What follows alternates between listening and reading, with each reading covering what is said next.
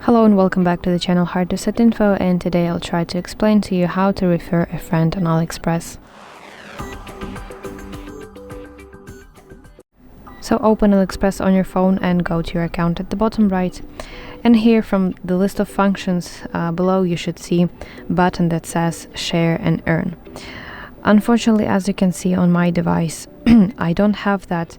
So if you have this problem too, you should go to desktop version, so you can grab your laptop or whatever that you have and log into your account, AliExpress account, and look for the button that says invite friend.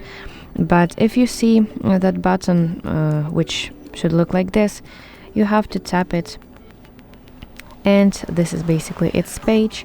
So you can see here your first order reward, and also you have here some guide on how to basically share an item and earn your reward. So that's basically it. I really hope that this video helped you, and if so, please like it and subscribe to our channel for more content like this.